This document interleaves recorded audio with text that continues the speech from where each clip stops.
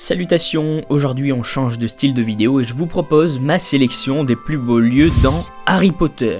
Participez à la vidéo en me disant en commentaire vos 3 lieux préférés dans Harry Potter et allez, on est parti. On commence tout de suite avec le chemin de traverse.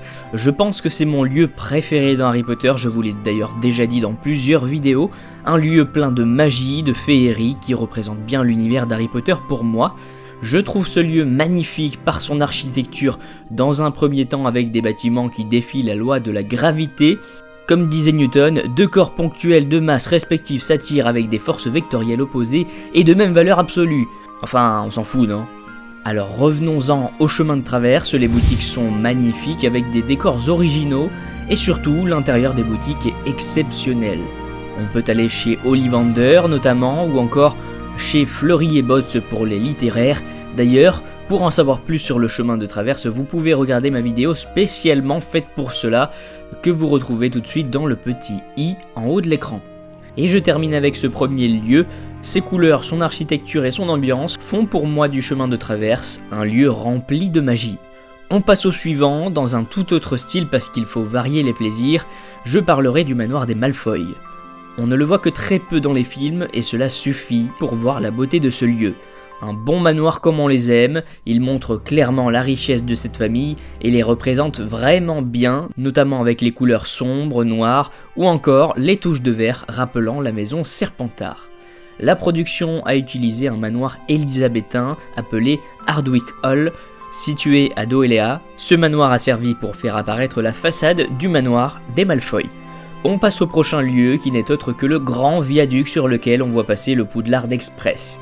Ce lieu est assez connu car forcément il est magnifique. Il s'agit d'un beau et grand viaduc entouré de verdure et qui offre une vue juste dingue.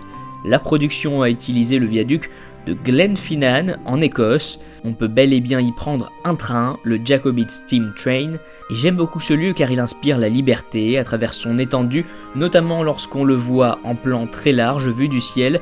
C'est aussi un lieu rempli de nature et dépourvu de population, le bonheur. Le lieu suivant que j'ai choisi est le lac que Harry Potter survole lorsqu'il est sur le dos de Buck l'hippogriffe. Vous vous souvenez de ce plan magnifique avec Harry en premier plan et ce décor exceptionnel en arrière-plan, un immense lac entouré de montagnes. Encore une fois, c'est la nature et la vue qui m'ont poussé à choisir ce lieu qui existe réellement et qui se situe à Glencoe, au bord du Loch Leven. C'est de nouveau un magnifique paysage d'Écosse.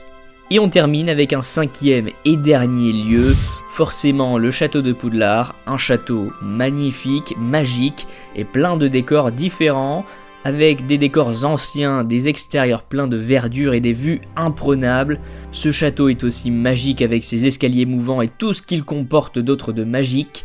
Je trouve que c'est un château vraiment exceptionnel et ce n'est pas étonnant quand on sait que pour avoir ce rendu là, la production a utilisé énormément de lieux différents.